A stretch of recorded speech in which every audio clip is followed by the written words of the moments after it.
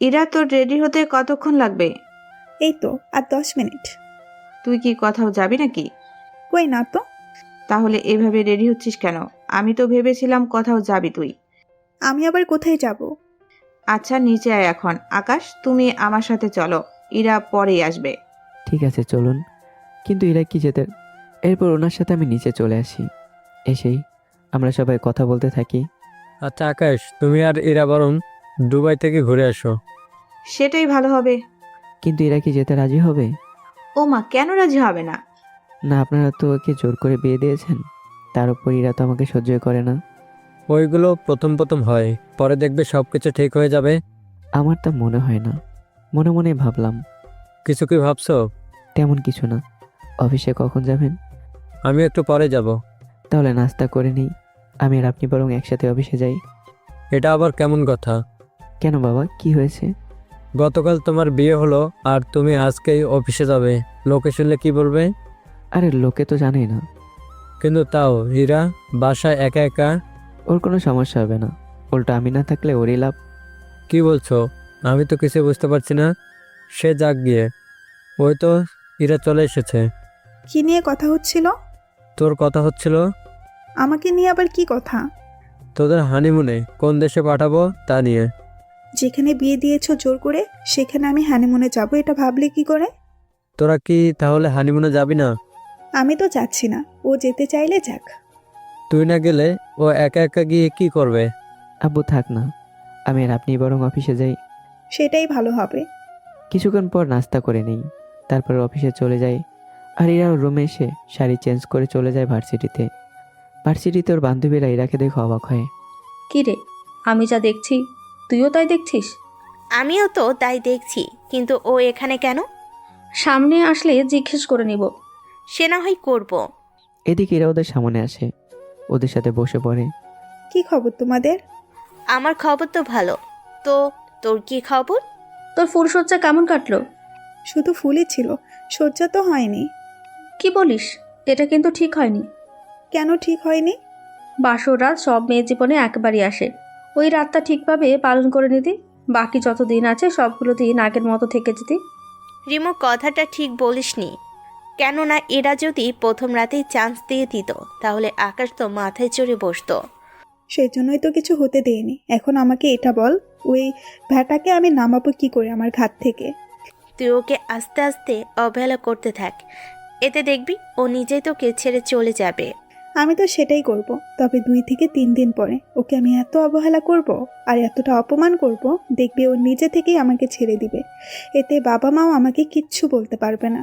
কিন্তু আঙ্কেল আন্টিরা তো সবই তখন দেখবে। আমি তো বাবা মার সামনে থেকে ওকে অপমান করব না। ওকে বাবা মা দুজন ছাড়া বাকি যারাই থাকবে তাদের সামনেই অপমান করব। ঠিক আছে, তোর যা ভালো মনে হয়, কিন্তু তাও সাবধানে থাকিস। সাবধানে কেন থাকবো? তোরা দুজনেই কিন্তু একই রুমে ঘুমাস। আকাশ কিন্তু এর সুযোগটা কাজে লাগিয়ে নিবে। সেটা পারবে না, কেননা ওকে তো উপরে ঘুমাতে দেই না, নিচেই ঘুমাই। খাটের নিচে নাকি? তোর নিচে ঘুমাই। তানুর কথা শুনে রিমিও হেসে দেয়। এদিকে ওদের হাসি দেখে উল্টো ইরারই রাগ উঠে যায়। তোরা কি থাকবি? কিসব উল্টাপাল্টা কথা বলছিস? ঠিক আছে, আর কোনো কথাই বলবো না। এরা ওখান থেকে চলে আসে। অন্যদিকে আমি অফিসের কাজে ব্যস্ত। এরার বাবা অনেক খুশি, কেননা আমি অনেক ভালোভাবে কাজগুলো বুঝে নিতে পেরেছি। সেজন্য উনি ঠিক করে আমার হাতে এই কোম্পানিটা উনি তুলে দেবে। সন্ধ্যার পরে উনি আমাকে নিয়ে বাসায় চলে আসে। আকাশ, তুমি তাহলে ফ্রেশ হয়ে আসো, আর সাথে করে ইরাকেও নিচে নামিয়ে আনিও। কোনো জরুরি বিষয় কি? তোমাদের দুজনকে হানিমুনের জন্য দেশের বাইরে পাঠাবো। এবার কোন দেশে পাঠাবো সে বিষয়ে ইরা আর তোমার মতামত নিতে হবে। তার উপর আমি চাচ্ছি ব্যবসার দায়িত্ব আমি তোমার উপরে ছেড়ে দিব। কিন্তু ব্যবসার দায়িত্ব তো আমি নিতে পারবো না। কোনো সমস্যা কি? আমি যদি দায়িত্ব নেই, ইরা থেকে শুরু করে অফিসের সবাই এই ব্যাপার নিয়ে হাসাহাসি করবে। সবাই বলবে আমি রাজকন্যা সহ রাজ্যটাই হাতিয়ে নিয়েছি। সেজন্য আমি চাই না এরকম কোনো কথা শুনতে। লোকে কি বলে সেদিকে যদি মন দাও তাহলে তো জীবনে কোনো কিছুই করে উঠতে পারবে না। কিন্তু বাবা, সে লোকদের মুখের ভাষায় কিন্তু অনেক সময় জীবন ধ্বংস থেকে শুরু করে অনেক কিছুই ধ্বংস করে দিতে পারে। তোমার কথাও মানছি, কিন্তু ব্যবসার দায়ভার তো তোমাদের মধ্যে কাউকে নিতে হবে। আপনি বরং ইরাকে দায়িত্ব দিয়ে দিন। কেননা আমরা দুজন তো আছি, কোনো সমস্যা হলে সামলে নেব। ও তো জেনে বুঝে সমস্যা করে তোমাকে বিপদে ফেলার জন্য। সে সব কিছু আমি জানি, আর এটাও জানি এরা সব অপরাধ আপনার কাছে ধরা পড়েছে। সত্যি তোমাকে যত বেশি দেখি তত বেশি আমি অবাক হচ্ছি। অনেক সুন্দর করে সবটা সামনে নিতে পারো তুমি। আমি তাহলে ইরাকে ডেকে দিচ্ছি, কিন্তু অফিসের ব্যাপারে কোনো কথা বলবেন না ওকে। ঠিক আছে, তাই হবে। এদিকে আমি রুমে এসে ফ্রেশ হয়ে নেই। কিছুক্ষণ পরে হঠাৎ করেই এরা বারান্দা থেকে রুমে আসলো। এরা হঠাৎ বারান্দা থেকে আসতেই আমি বেশ অবাক হই, কেননা এরা শাড়ি পরেছে, আর ওকে শাড়িতে এতটা সুন্দর লাগছিল যা বলার বাহিরে। আমি তাকিয়ে থাকি এরার দিকে। আগে কি দেখেন নাই আমাকে? সেই সুযোগ আর হলো কোথায়? বারান্দাটা পরিষ্কার করে নাও। বাড়িতে তো এগুলো করার জন্য লোক আছেই, তাহলে আমি কেন? যা বলেছি তাই কর। তা এখন সম্ভব না। বাবা নিচে ডাকছে খাওয়ার জন্য, বলেছে তোমাকে সাথে করে নিয়ে যাওয়ার জন্য। বাবা হঠাৎ করে কেন ডাকবে? সে আমি তো জানি না। ঠিক আছে, যাচ্ছি আমি নিচে, তুই ফ্রেশ হয়ে নিচে নেমে আয়। তারপর আমি ফ্রেশ হতে যাই। এরা নিচে নামে। এরা কিভাবে একা দেখে। ইরা, আকাশ কোথায়? ফ্রেশ হচ্ছে। আচ্ছা বসো তাহলে, আকাশ আসলে একসাথে খেতে বসবো। কিছুক্ষণ পর আমিও আসি। এরপর সবাই খেতে বসি। খেতে খেতে অনেক কিছু নিয়ে আলাপ করতে থাকি। খাওয়া শেষে এরা যখনই উঠতে যাবে, তুই কি রুমে যাবি? হ্যাঁ আব্বু, ঘুম পাচ্ছে। তোর সাথে কিছু কথা আছে আমার। কি কথা?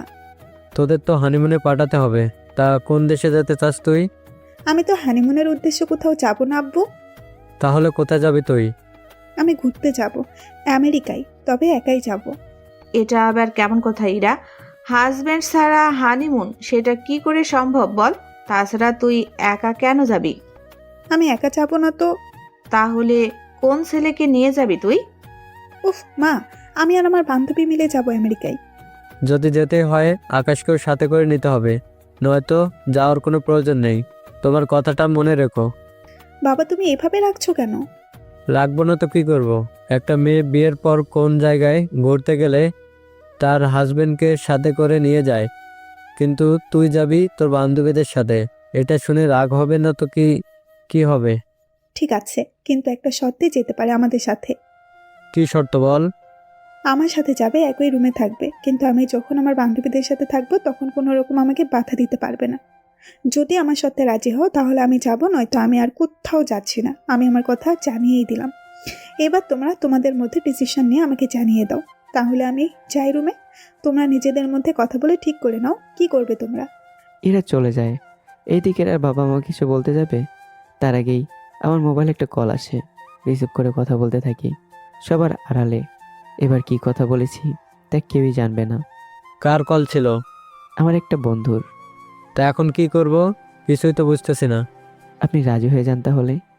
এরকম ভাবে তুমি এখানে এসেও তো কিছুই হবে না। আমি বোরিং হব না। ওখানে আমার কাজ আমি ঠিকই করে নিতে পারবো। আপনি শুধু যাওয়ার ব্যবস্থা করেন। ঠিক আছে, সকালে ইরার সাথে কথা বলে নিব আমি। এদিকে আমি রুমে এসে শুয়ে পড়ি। সকালবেলায় যখন নাস্তা খেতে নামি, তখন ইরার বাবা কথাগুলো বলে। ইরা তো খুশি হয়ে যায়। সেজন্য ওর বান্ধবীগুলোকে কল দিয়ে ব্যাপারটা বলে। ওরাও শুনে খুশি হয়। তাহলে যাওয়ার ইচ্ছে আমাদের। অনেক মজা হবে। তোরা তোদের পাসপোর্ট ফটোকপি আমাকে পাঠিয়ে দিস, আমি বাবাকে সবটা দিয়ে দিব। তারপর তোদের যা খরচ আসবে সেগুলো দিয়ে দিলেই হবে। খরচ নিয়ে চিন্তা করিস না। তোর শুধু যাওয়ার ব্যবস্থা করে দিলেই হবে। এদিকে ওরা ওদের পাসপোর্টের ফটোকপি ইরাকে পাঠিয়ে দেয়। এরপর ইরা ওর বাবাকে সবটা দিয়ে দেয়। উনি ওদের পাসপোর্টগুলো টিকিটের জন্য পাঠিয়ে দেয়। 3 দিন পর আকাশ, ইরা সাবধানে যেও। যদি কোনো সমস্যা হয় আমাকে অবশ্যই তা জানিয়ে দিও। ঠিক আছে, জানাবো আব্বু। আকাশ, তোমরা দুজন একে অপরের খেয়াল রেখো। আম্মু, আমি কি বাচ্চা নাকি যে আমার খেয়াল রাখতে হবে? বড় হয়েছিস তো কি হয়েছে, এখনো তো তোর নিজের খেয়াল নিজেই রাখতে পারছিস না। মা, তুমি কিন্তু এখন আমাকে পিচ্চি বানিয়ে দিচ্ছ। তুই বড় হলি কবে? আচ্ছা, এখন এ নিয়ে কথা না বলে তোমরা এখন সাবধানে বের হও। আকাশ, টাকা লাগলে আমাকে জানাবে। আর ইরা, আকাশ যদিও না জানায় তুই কিন্তু জানাবি আমাকে। ঠিক আছে, জানাবো। এরপর এরা বেরিয়ে পড়ে। তানোয়া রিমুর সাথে এরপরে দেখা হয়। এখান থেকে ওরা আমেরিকা এসে পৌঁছায়। এখানে ওরা একটা হোটেলের সামনে এসে নামে, যে হোটেলটা সমুদ্রের ধারে। হোটেলটা তো অনেক সুন্দর আছে। সুন্দর তো হবেই, একে তো সমুদ্র, তারপর আরও অনেক কিছু দেখা হবে। কিন্তু সমুদ্রের দিকে তাক করা যে রুমগুলো আছে সেই রুমগুলো পাবো তো? সেটাই তো সমস্যা। ওরা কথা বলতে থাকে, অন্যদিকে আমি আমার মতো করে মোবাইলে কিছু একটা লিখতে থাকি। লেখা শেষ হলে হোটেল থেকে ম্যানেজার নিচে নেমে আসে। ম্যানেজার এসে আমাকে ধন্যবাদ জানায়। স্যার, আপনি এখানে আমাকে আগেই বলে দিতেন, আমি আপনাকে ওয়েলকাম করানোর জন্য ব্যবস্থা করতাম।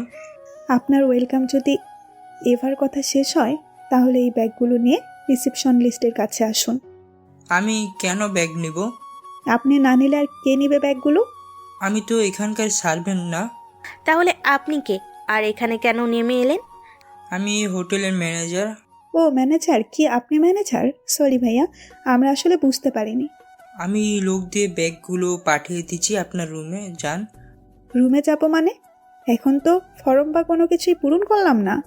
আপনারা আকাশ স্যারের সাথে, সেজন্য আপনাদের কোনো কিছু আর দেখতে হবে না। আপনারা ওনার সাথেই যান রুমে। সত্যি যাবো তো? যান তাহলে। ওরা আমার সাথে যেতে থাকে। সবার পাশাপাশি রুম পড়েছে, সেজন্য যে যা রুমে চলে যায়। এসে নিজের সবটা গুছিয়ে বারান্দায় যায়। বারান্দায় এসে এরা পুরো অবাক হয়, কেননা বারান্দা থেকে পুরো সমুদ্র দেখা যায়, সাথে বেঁচে থাকা মানুষগুলো সহ। এটা দেখে এরা অনেক খুশি। এদিকে আমি ওয়াশরুমে ছিলাম।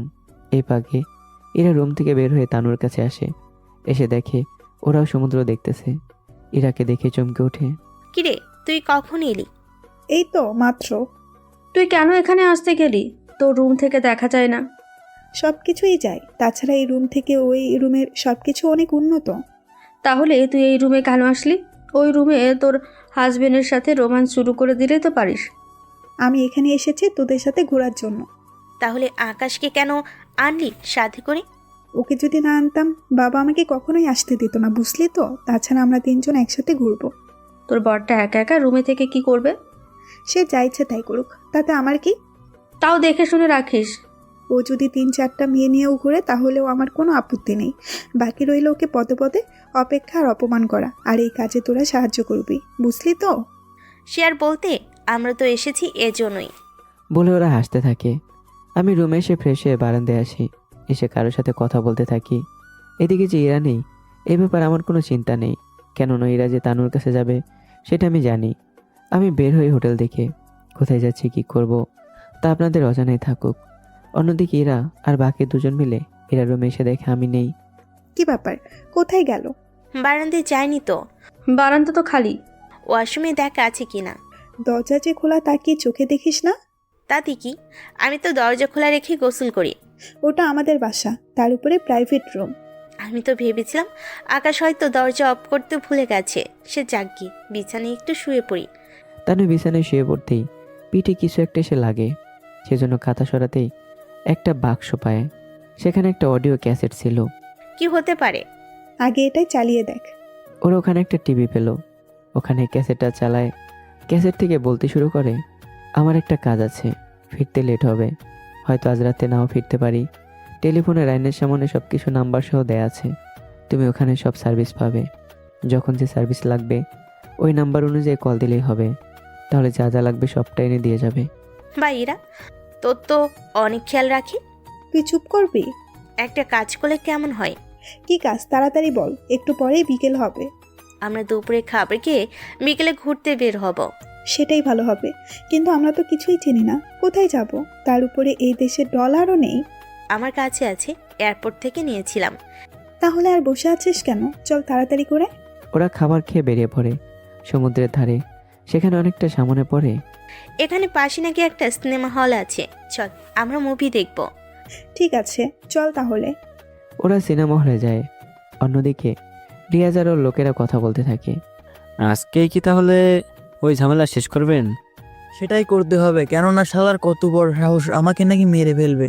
কি বলেন? ওই হালাই তো একটা বিজনেসম্যান, ওই কি করে আপনার সাথে পারবে? এই শহরে আমার মতো আরও অনেক মাফিয়া আছে, ওদের কাউকে হয়তো বলেছে আমাকে মারার জন্য। তাহলে এখন কি করবেন? ও নাকি আজকে সিনেমা দেখার জন্য যাবে, ওকে ওখানে একটা কিছু করতে হবে। চলেন তাহলে। ওরা মোটামুটি 20 জন লোক নিয়ে বেরিয়ে পড়ে সিনেমা হলের দিকে। এটা ওই সিনেমা হল যেখানে ইরা আর ওর বান্ধবীগুলো এসেছে। এখানে কি হয়েছে তা আপনাদের অজানা, তা আমি জানি, কিন্তু চিন্তা করবেন না, কোনো না কোনোভাবে কিছু একটা তো হয়ে যাবে। আপনারা শুধু ধৈর্য ধরুন, তাহলেই হবে। এদিকে ওরা চলে আসে সিনেমা হলে। সিনেমা শেষ হতে আর 30 মিনিট বাকি। তখন ওরা সিনেমা হলের ভেতরে ঢুকে ওই লোকটাকে খুঁজতে থাকে। ভেতরে একটা ভয় সৃষ্টি হয়, কেননা সবার হাতে বন্দুক ছিল তখনও। ওই শালাকে খুঁজে বের কর। জি বস, খুঁজতেছি। ওরা খুঁজে পাচ্ছে না। হলের মধ্যে মোটামুটি 300+ লোক ছিল, সেই জন্য ওদের খুঁজে পেতে সমস্যা হচ্ছিল। আর যাকে খুঁজতেছে সে পুলিশে কল দিয়ে সবটা বলতে থাকে। সবটা শুনেই 10 মিনিটের মধ্যে পুলিশ চলে আসবে। লোকটাকে না পেয়েই ওরা ওখানে থাকা কিছু লোককে ধরে মারতে থাকে। এদিকে আর বান্ধবীরা যে এখানে ছিল তা আমি জানতাম না। ওই ভিতরে লাইটগুলো জ্বালিয়ে দে, তাহলে ওকে খুঁজে নিতে সুবিধা হবে। জি বস, তাই করতেছি। সিনেমা হলে লাইটগুলো জ্বালিয়ে দেয়। আমি খেয়াল করি 2-3টে লোক ইরার মাথায় বন্দুক ধরে রেখেছে। এখন এই অবস্থায় আমি ইরার সামনে যেতেও চাই না, সেজন্য আমি আমার মুখটা কিছু একটা দিয়ে ঢেকে নেই, যেন ইরা আর বান্ধবীগুলো আমাকে না চিনতে পারে। তারপর ওদের কাছে যাই। বস দেখেন তো এই ছেলেটি কি না।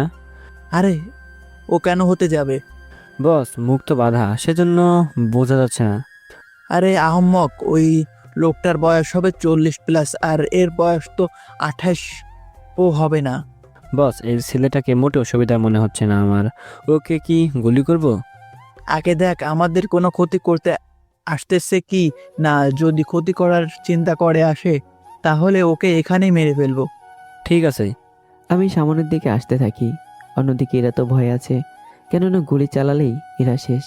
এইদিকে আমি ওখানে থাকা একজনের থেকে বন্দুকটা নিয়ে নেই। এবার বাকিদের গুলি করতে থাকি।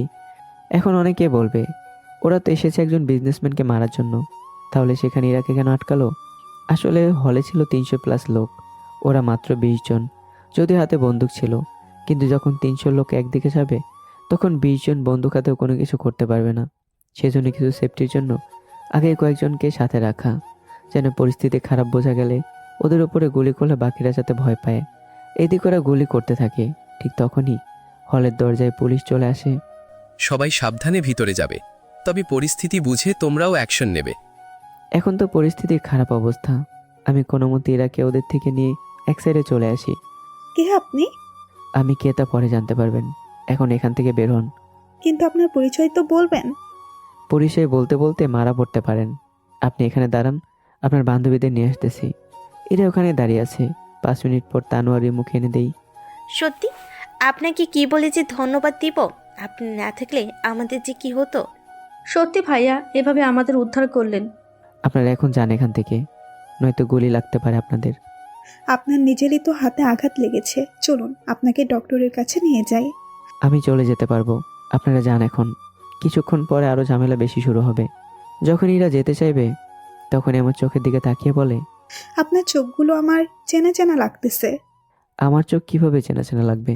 মনে হচ্ছে এই দুটো চোখ আমি এর আগেও কোনো যেন দেখেছি। আপনাদের ভুল হচ্ছে। আমি গেলাম, আপনারা ওই রাস্তা ধরে চলে যান। এদিকে আমি চলে আসি হসপিটালের দিকে। অন্যদিকে আরও বান্ধবীগুলো পুলিশের সাহায্য নিয়ে বের হয়। ওদের সাথে আরও অনেক লোকজন ছিল, সেজন্য সে সাথে করে বের হয়ে যায়।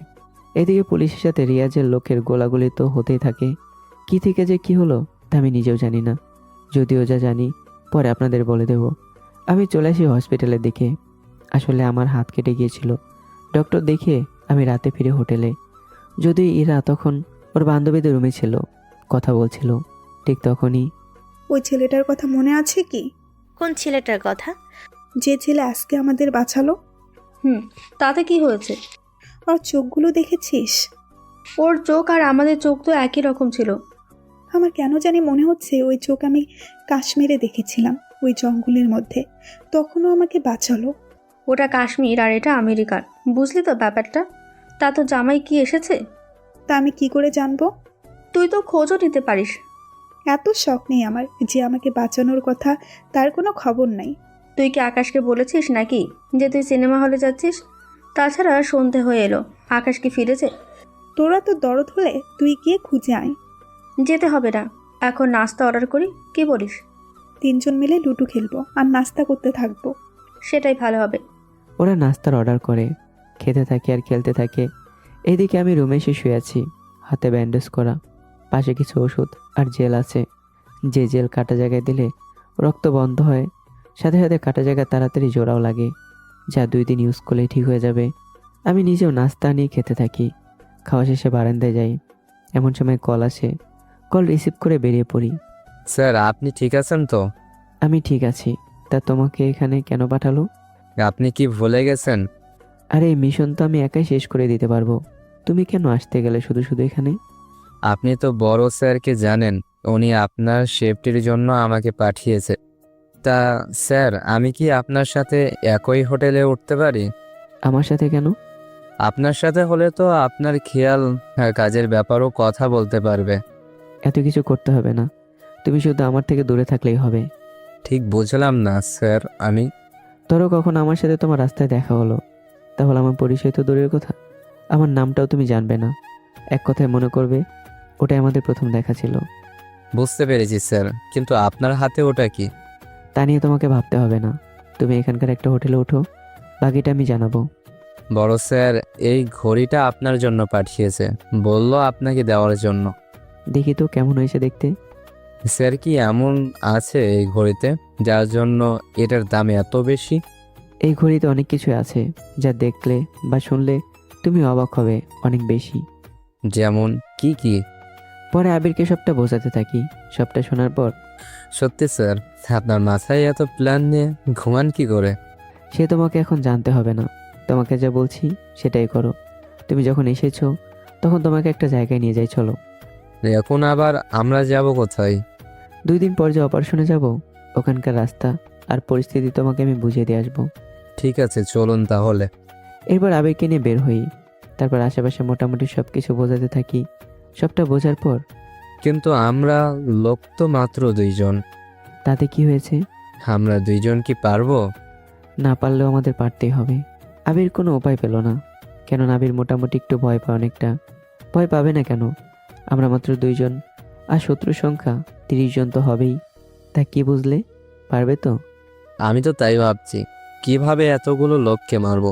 তাই দেশের লোকেরা যদি বা পুলিশ আমাদের দেখে ফেলে? সেজন্যই তো আমাদের গোপন থাকতে হবে। আমরা একটা দেশ থেকে আরেকটা দেশে এসে এরকম একটা অবৈধ মিশন এসেছি, সেখানে আমরা এই দেশের সাপোর্ট তো পাবো না। সেটা তো জানি, কিন্তু এদের নিবেন কিভাবে? তার ব্যবস্থা হয়ে যাবে, তুমি টেনশন করো না। আবিরকে সবটা বুঝিয়ে দিয়ে একটা হোটেলে উঠিয়ে দেই। তারপর আমি নিজেও হোটেলে চলে যাই। রাত তখন 11টা বাজে। রুমে প্রবেশ করে দেখি ইরা শুয়ে শুয়ে মোবাইল টিপতেছে। আমি যে রুমে এসেছি এ বেশি ইরার মনে হয় কোনো খেয়ালই নেই। ফ্রেশ হয়ে বাহিরে আসি, তখন ইরা ফোনে ব্যস্ত। আমি শার্ট খুলে রাখি, তখন ইরা খেয়াল করে আমার হাতে ব্যান্ডেজ। এত রাতে কার সাথে মারামারি করে এসেছিস? আমি কেন মারামারি করতে যাব? তাহলে হাত কাটলো কিভাবে? ছিনতাইকারী ধরেছিল। সামান্য ছিনতাইকারীর সাথে পেরে ওঠার মতো ক্ষমতা নেই, সেখানে আসছে বড় বড় ডায়লগ দিতে। রাতের খাবার কি অর্ডার করেছো? আমার খাবার অর্ডার করে খাওয়া শেষ। তা আমার জন্য অর্ডার করতে। তুই কি খাবি না খাবি তা আমি কি করে জানবো? 1 মাস ধরে তোমাদের পরিবারে ছিলাম, কিছু তো ধারণা থাকার কথা তোমার। এতটা আগ্রহ নেই আমার। কি আর করবে, রুম থেকে বের হয়ে নিচে নামো। ওখানে একটা ক্যান্টিন আছে, ওই ক্যান্টিন থেকে প্রতিটা রুমে খাবার দেওয়া হয়। আর কেউ যদি চায় সেখানে এসেও খাবার খেতে পারে, এতে কোনো সমস্যা নেই। নিচে নামার পর ম্যানেজার আমাকে দেখে এগিয়ে আসে। স্যার আপনি ঠিক আছেন তো? আমি ঠিক আছি, শুধু হাতে একটু ব্যথা। আমাকে বললেই তো আমি খাবার উপরে পাঠিয়ে দিতাম।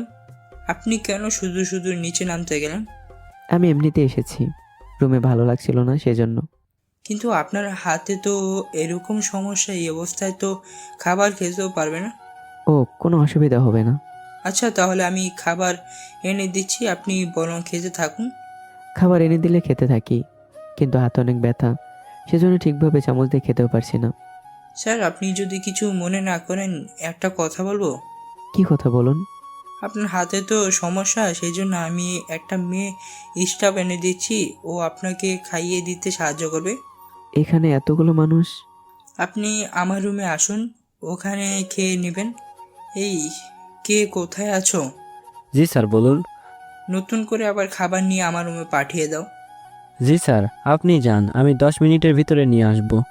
স্যার আপনি তাহলে আমার সাথে চলুন। আমি ওনার সাথে কেবিনে যাই। কেবিনে বসে আছি, ততক্ষণ একটা মেয়ে আসে। মেয়েটি দেখতে সুন্দর, লম্বাও আছে। এদিকে মেয়েটিও আমার দিকে তাকিয়ে আছে। তোমাকে যে জন্য ডাকা হয়েছে। জি স্যার, বলুন আমাকে কি করতে হবে? দেখো এটা তোমার কাজের বাহিরে, কিন্তু কি করব, উনি আমার একজন স্পেশাল গেস্ট। ওনার হাতে সমস্যা হওয়ার কারণে খেতে পাচ্ছে না, তাই তুমি যদি ওনাকে খাইয়ে দিতে সাহায্য করো তাহলে উনি খাবারটা খেতে পারবে। জি স্যার, আমি অবশ্যই খাইয়ে দেব। আমি আপনাকে বলেছিলাম যদি কেউ নিজের হাতে খেতে না পারে বা অসুস্থ, এরপর ব্যক্তিত্বের সেবা কিছুটা করা যায়, কিন্তু কোনো সুস্থ ব্যক্তিকে এরকমভাবে সেবা তো আমি দিই না। যেহেতু আপনি অসুস্থ তাই খাইয়ে দেব। তাহলে স্যার খাবারগুলো দিন। তারপর মেয়েটি আমাকে খাইয়ে দিতে থাকে। অন্যদিকে ম্যানেজার এর আগে রুম থেকে বেরোয় আসে। এরা কী ভেবে যেন নিচে এলো, এসে ক্যান্টিনে খুঁজতে থাকে কিন্তু পাচ্ছে না। মামা, আপনি কি কাউকে খুঁজছেন? এখানে হাত আঘাত বলতে ব্যান্ডেজ করা কেউ কি এসেছিল? 20 মিনিট আগে একজন লোক এসেছিল, পরে ম্যানেজার ওনাকে সাথে করে ওনার কেবিনে নিয়ে যায়। কেবিনে কেন? আসলে উনি হাতের ব্যথার জন্য খেতে পারছেন না, সেজন্য ম্যানেজার ওনার কেবিনে নিয়ে যায়। কেবিনটা কোন দিকে? লোকটা কেবিনের ঠিকানা দেয়, সেজন্য এরাও চলে আসে ওখানে। এরা আসতে আসতেই আমার খাওয়া প্রায় শেষ হয়ে আসে। খাবারের শেষটুকু মুখে দিতেই এরা রুমে এসে তা দেখে ফেলে। এরাকে রুমে এভাবে দেখে মেয়েটা একটু অবাকই হয়, সাথে আমি নিজেও। বাহ, তাহলে এখানে এসে খাবার খাওয়া হচ্ছে, তা অন্য একটা মেয়ের হাতে। নিজের হাতে না খেতে পারলে অন্য কারো সাহায্য তো নিতেই হবে। তাই বলে আমাকে না বলে? আমি খেয়েছি কিনা যার এতটুকু জানার আগ্রহ ছিল না, সেখানে তাকে আর কি বলবো। খাওয়া হয়ে গেলে চলে আসবেন, আমি ঘুমাবো। পরে নয়তো লাইট জ্বালিয়ে ঘুম নষ্ট করতে চাই না। কথাগুলো বলে এরা চলে যায়। এইদিকে আমাকে খাওয়ানো শেষ হলে মেয়েটি হাত ধুয়ে নেয়। আমি ততক্ষণে পানি খেয়ে নিই। স্যার, উনি কে ছিল? আমার বউ। তাহলে উনি এরকম বললো কেন? আপনিও এরকম বললেন যে? আমি এরপর সংক্ষিপ্তভাবে মেয়েটিকে সব কথাই বলি। সেটা শুনে মেয়েটি আর বুঝতে বাকি রইল না। তাহলে তো আপনার হাত ভালো হওয়া পর্যন্ত আমাকে খাই দিতেই হবে। আমি তো প্রতিদিন এখানে আসতে পারবো না। সমস্যা নেই, আমি আপনার রুমে এসে আপনাকে খাইয়ে দিয়ে যাব। আজকে তাহলে উঠি। এই নাও কিছু ডলার রাখো। লাগবে না স্যার, অসুস্থ মানুষের সেবা করাটাই বড় কথা। তাছাড়া যে ডলার আমাকে দিতে চাইছেন তা দিয়ে আপনি আপনার চিকিৎসা করেন, এটাই ভালো হবে। তাহলে চলি স্যার। মেয়েটির কথায় আমি মুগ্ধ হই, সেজন্য ম্যানেজারকে ডেকে কিছু কথা বলি। আপনি যখন বলেছেন আমি অবশ্যই ব্যবস্থা করব। আমি রুমে গেলাম। আমি ওখান থেকে চলে আসি। এসে রুমে এসে সোফায় শুয়ে পড়ি, কিন্তু এরা একবারও ঘুমাতে বলেনি বিছানায়। হাতের অবস্থা খারাপ নিয়েও বারান্দায় এসে ঘুমিয়ে পড়ি। রাত 4টা বাজে। অনেক ব্যথা হচ্ছিল হাতে। আসলে রাতে মলম আর ওষুধ খেতে ভুলে গেছিলাম, এজন্য ঘুম থেকে উঠেই টেবিলের উপর থেকে ওষুধ খুঁজতে থাকি। তখন অন্ধকারের জন্য টেবিল থেকে গ্লাস পড়ে যায়। এতে এরার ঘুম ভেঙে যায়। কে এখানে? এই তো আমি। ও তুই? তা চোরের মতো এখানে কেন আসলি? আমার সুযোগ নিতে? আসলে হয়েছে কি, হয়েছে কি তা বলতে হবে না। তুই কি ভেবেছিস তুই এত রাতে আমার সুযোগ নেওয়ার জন্য আসবি আর আমি চুপচাপ থাকবো? তুই ভাবলি কি করে? আমার হাতে অনেক ব্যথা, ওষুধ আর মলম দেওয়ার জন্য এসেছি। এটা তাহলে বাহানা ছিল? ভালোই তো কথা শিখে গেছিস। তা এসেছিস যখন তখন কার করে বিদায় হয় এখান থেকে। কি আর করবো, লাইট জ্বালিয়ে ওষুধ খেয়ে নেই। হাতের কাটা জায়গায় মলম লাগিয়ে দিই। মলম লাগিয়ে চলে যেতে চাইবো বারান্দায় ঘুমানোর জন্য, তখন এরা ডাক দেয়। হয় শোন, তোকে তো আমি সোফায় ঘুমাতে বলেছিলাম, তুই তাহলে বারান্দায় কেন গেলি? হাত কাটা তো, সোফায় ঘুমাতে সমস্যা হচ্ছে, সেই জন্য বারান্দায় গেলাম। ও আচ্ছা, একটা কাজ কর, কি কাজ? বিছানায় এসে ঘুমা। তবে একটা কথা, যদি কোনো সুযোগ নেওয়ার চেষ্টা করেছিস তো আমি ওই কাটা হাত আরও কেটে দেব, কথাটা মাথায় ঢুকিয়ে রাখবি। ঠিক আছে। বিছানায় এসে শুয়ে পড়ি। মাঝখানে একটা কোল বালিশ আর দুজন দুপাশে শুয়ে আছি। সকালবেলায় আমি আমার বুকের ওপর ভারী কিছু অনুভব করি। তাকে দেখি এরা আমার বুকে মাথা রেখে আমাকে জড়িয়ে ধরে শুয়ে আছে। এটা দেখে আমি তো ভয়ে আমার প্রাণ যায়, কিন্তু তখনই লক্ষ্য করলাম কি ব্যাপার, আমি তো আমার সাইডে আছি। তাহলে কি এরা ওর সাইড থেকে এই সাইডে চলে এসেছে? কিন্তু আমি যদি এখন ওকে ঘুম থেকে উঠাই তাহলে তো আমার নিস্তার নেই। তার চেয়ে বরং আমি শুয়ে থাকি, ওর ঘুম ভাঙলেও নিজে উঠে যাবে। আমি উঠাতে এসে বিপদে আর পড়তে পারবো না। মনে মনে ভেবে আবার ঘুমিয়ে পড়ি। সকাল 8:30। এরার ঘুম ভেঙে গেলে আমাকে ভাবে জড়িয়ে ধরে আসে দেখে অনেক রাগ হয় এরার। তখন আমাকে কিছু বলতে যাবে, খেয়াল করে এরা নিজে আমার সাইডে চলে এসেছে, তাই আর কোনো কিছু বলে না। এরা আস্তে আস্তে উঠে যায় আর ওয়াশরুমে চলে যায়। এদিকে আমি চোখ মেলে বিছানা থেকে উঠি। দরজায় কেউ টোকা দেয়। এমন সময় দরজা খুলে দেখি গতকাল রাতে সে মেয়েটি দাঁড়িয়ে আছে। কি ব্যাপার, আপনি এখানে কেন? আপনার জন্য নাস্তা নিয়ে এলাম। আপনি তো একা একা খেতে পারবেন না, সেজন্য নাস্তা নিয়ে এলাম। কিন্তু আমি তো এখনো ফ্রেশই হলাম না। একা একা তো ফ্রেশ হতে সমস্যা হবেই।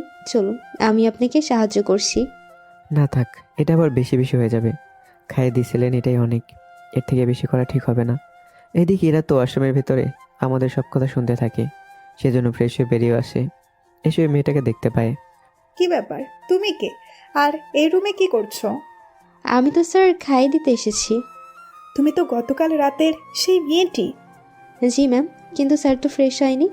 একা একা ফ্রেশ হতে পারবে না মনে হচ্ছে, তাই আমি ওনাকে সাহায্য করব বলতেছি, কিন্তু স্যার তো রাজি হচ্ছেন না।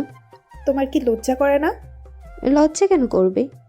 একটা ছেলের বইয়ের সামনে দাঁড়িয়ে তাকে তুমি ওয়াশরুমে নিয়ে এসে ফ্রেশ হতে সাহায্য করবে, এটা কি কম কথা? আপনি ওনার কোন দিক দিয়ে বউ হচ্ছেন? আপনার স্বামী হাতে সমস্যা, খেতে পাচ্ছে না, সেখানে আপনি ওনাকে খাইয়ে দিবেন, তা করছেন না। ওনার হাতে সমস্যা, সেখানে আপনি কি না ওনাকে সাহায্য করবেন, তাও করছেন না। তাহলে সেখানে আমাকে তো আসতেই হবে। কথাগুলো এরার মনে অনেকটা লাগলো, কিন্তু তবুও কিছু বললো না। মেয়েটি আমাকে চাপটে ধরে ওয়াশরুমে নিয়ে যায়।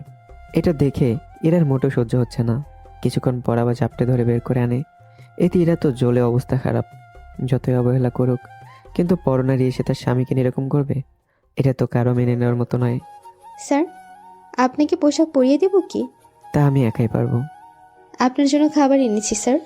তাহলে খাইয়ে দাও, আজকের দিনটা গেলে ব্যথা কমে যাবে। ওনার সামনে কি করেন? এখন আমার সামনে খাওয়াতে লজ্জা হচ্ছে, তাই না? লজ্জা তো হবেই। আপনি বরং বারান্দায় যান, আমি ওনাকে খাইয়ে দিলে খাওয়া শেষ হলে তখন না হয় আসবেন। ওই মেয়ে, তুমি কি জানো আমি কে? হ্যাঁ জানি। সবাই যখন জানো তাহলে কোনো সাহসে এলে এখানে? এখানে আসতে সাহস লাগে না, বিবেক বুদ্ধি থাকতে হয়। কি বোঝাতে চাও, স্পষ্ট করে বলো।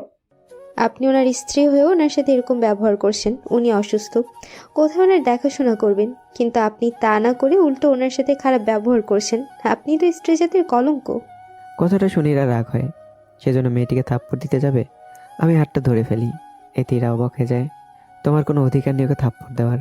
যে কাজগুলো তোমার করার কথা, সেই কাজগুলো এখন অন্য মেয়েকে করতে হচ্ছে। সেখানে তোমার কথা শোনা ছাড়া আর কোনো কিছুই তো বলার নেই। বাহ, দুজনে তাহলে এক হয়ে গেছো, ভালোই তো। তোমরা থাকো, আমি নিজেই চলে গেলাম এখান থেকে। এদিকে এরা বের হয়ে তানু আর রিমুর কাছে চলে যায়। মেয়েটি আমাকে খাইয়ে দিতে থাকে, সাথে গল্প করতে থাকে। স্যার, উনি আপনার কেমন বউ? আপনার কোনো খেয়ালই রাখে না। সে অনেক কথা, ওইগুলো শুনে কাজ নেই তোমার। তা আপনি রুমেই থাকবেন নাকি কোথাও বের হবেন? আমি বের হব। কিন্তু একা একা বের হবেন কি করে এই অবস্থায়? ম্যামকে বলি, উনি তাহলে আপনাকে নিয়ে যাবে। ও যাবে না, শুধু শুধু ওকে বলে কাজ নেই। আমার হোটেলে কাজ না থাকলে আমি আপনার সাথে যেতে পারতাম। তাহলে চলো আমার সাথে। কিন্তু ম্যানেজার স্যার কি যেতে দেবে? আমি ওকে কল দিয়ে বলতেছি, তুমি রেডি হয়ে আসো। সত্যি আমাকে নেবেন? হ্যাঁ নিব, আর তোমার সাথে বাইরে গল্প করতে থাকবো। 20 মিনিট সময় দিন, আমি রেডি হয়ে আসছি। অন্যদিকে এরা তানু আর রিমু ওরা বেরিয়ে পড়ে। কিছুক্ষণ পর মেয়েটি আসে, তবে একটা শাড়ি পরে। মেয়েটির চেহারা অনেক মায়াবী ছিল, কিন্তু আমি তখন বিবাহিত, সেজন্য কোনো কিছু আর বলিনি। স্যার, কেমন দেখাচ্ছে আমাকে? সত্যি বলতে তোমাকে অনেক সুন্দর লাগছে। তোমাকে যে হোটেলের ইউনিফর্মের বাইরে এতটা সুন্দর লাগে তা আমি আগে জানতাম না। আচ্ছা যাই হোক, আমি যতদিন এখানে আছি ততদিন তুমি আমার সাথে ঘুরতে বের হবে, আমি ম্যানেজারকে বলে দিয়েছি। কিন্তু আপনার বউ যদি কিছু বলে? ও তো আমাকে ভালোবাসা দূরের কথা, আমার খেয়ালও রাখে না, সেজন্য আমি ওকে নিয়ে ভাবি না। কিন্তু ম্যানেজার স্যার আপনার কি হয়? কেন বলো তো? আজ পর্যন্ত দেখিনি উনি ওনার কোনো হোটেলের স্টাফদের এভাবে কোনো গেস্টের জন্য এত কিছু করতে। আচ্ছা এখন বাইরে চলো। এরপর আমরা নিচে নামি। নিচে এসেই আমি মেয়েটির হাতে একটা চাবি দিই। এটা তো ম্যানেজারের গাড়ির চাবি, আপনার কাছে কেন? আমি যতদিন আছি এই গাড়ি ইউজ করব। আর উনি কি করবে? তা নিয়ে তোমাকে ভাবতে হবে না, তুমি গাড়ি চালাতে থাকো। তা কোথায় যাব আমরা? আশেপাশে কোনো পাহাড় কি আছে? জি স্যার, আছে। ওখানে চলো তাহলে। আমরা পাহাড় দেখতে যাই, কিন্তু এরা আর বাকিরা ওরা কিছুই চেনে না, কোথায় যাবে কি করবে কোনো কিছুই বুঝে উঠতে পারছে না, সেজন্য ওরা চারপাশে ঘুরতে থাকে। এইদিকে আমরা পাহাড়ে এসে উপরে উঠতে থাকি। উপরে এসে বসে পড়ি। আচ্ছা তোমার বাবা মা কেউ কি নেই? না স্যার, আমি একাই থাকি। পরিবার বলতে কেউ নেই, এই জবটা করেই নিজের খরচ চালাই। আমি তোমাকে যদি একটা কথা বলি সেটা কি রাখবে? কি কথা? তুমি এই জব ছেড়ে দিয়ে আমার দেশে চলো।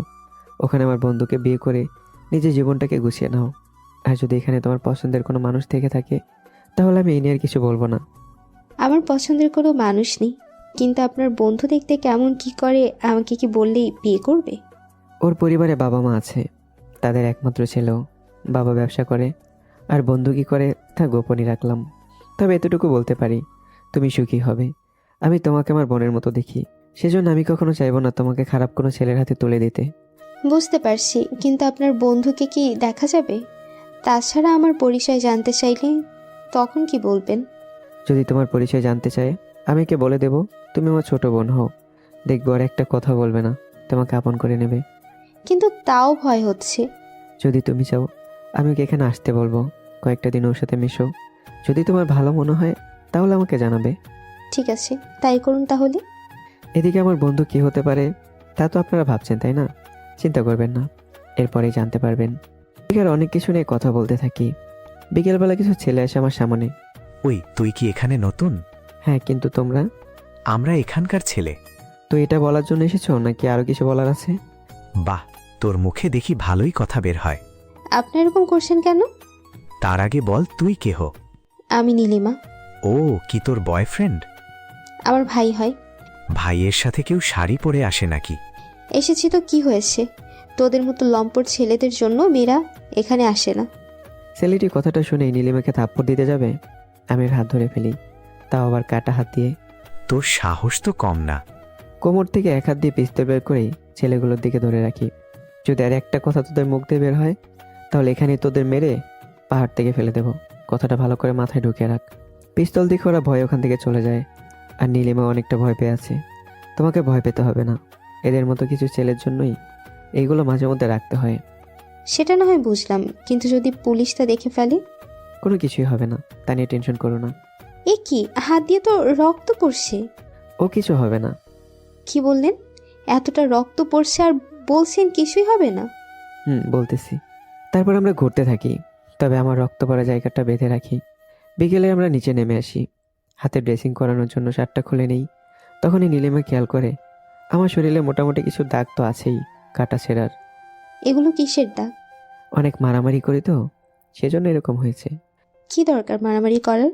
সেসব বিষয় বাদ দাও, আগে বলো তোমার জন্য যাকে সিলেক্ট করেছি তাকে কি আসতে বলবো? বলেন। তারপর আমি কল দিয়ে বলে দেই। কল পেয়ে আমার বন্ধু আসার জন্য তৈরি হয়ে নেয়। রাতে আমরা বাসায় ফিরে আসি, এরা আমাদের দুজনকে একসাথে আসতে দেখে। আজকে ভালোই কেটেছে দিন তাহলে। ভালো কাটানোর জন্যই তো গেলাম।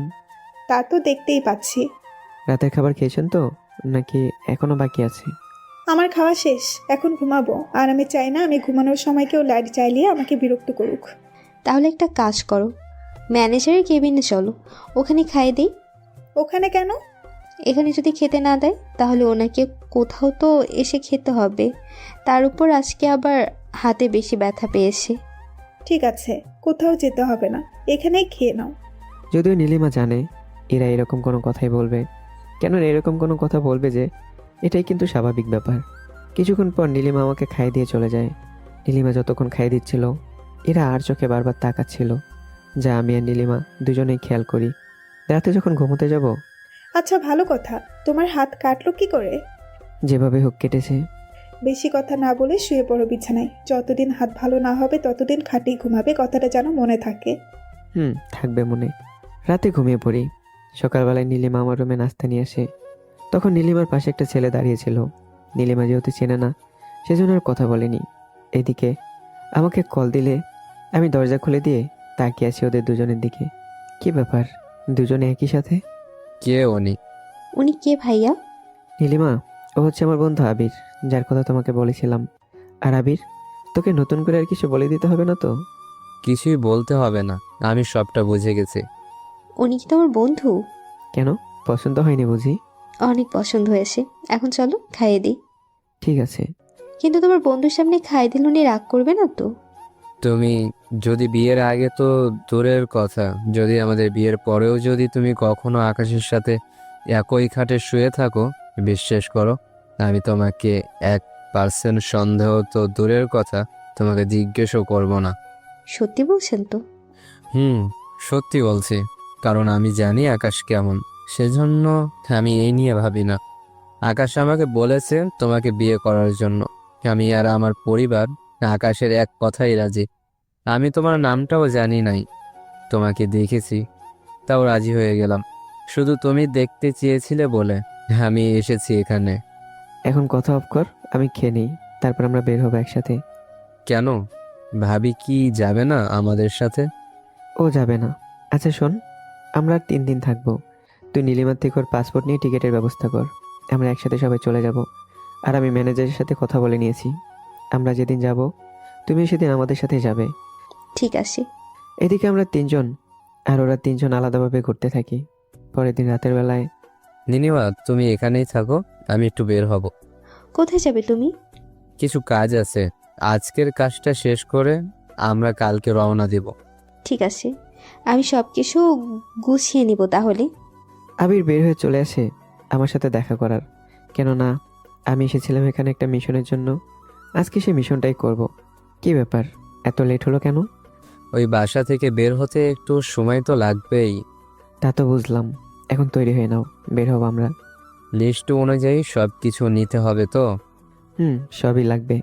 এখন থেকেই তৈরি হয়ে নাও, নিচে গাড়ি রাখা আছে, ওটাতে করে আমরা রওনা দেব। আচ্ছা, আমি নিয়ে যাচ্ছি।